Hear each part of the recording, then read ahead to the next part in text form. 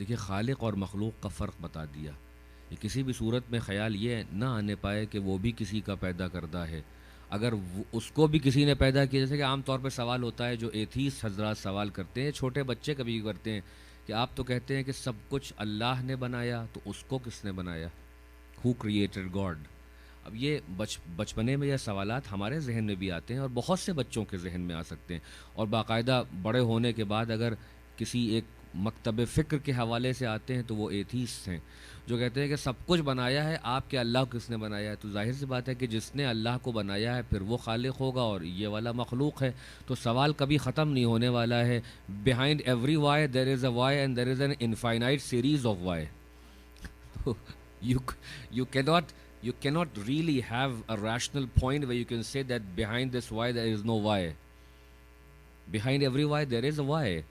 اور اسی کو فلسفی میں انفائنائٹ ریگریس کہا جاتا ہے، یعنی دور کا لازم آ جانا، کہ آپ کہیں کہ فلاں چیز کو اس نے بنایا، اس کو اس نے بنایا، اس کو اس نے بنایا.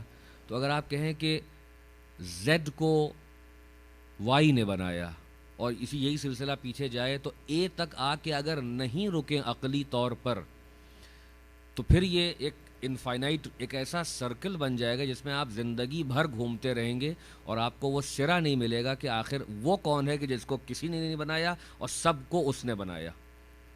یہ انسان کا عقلی تقاضا ہے، یہ ہماری ریشنل ڈیفیکلٹی ہے کہ at a point we have to stop and say that beyond this point there is nothing.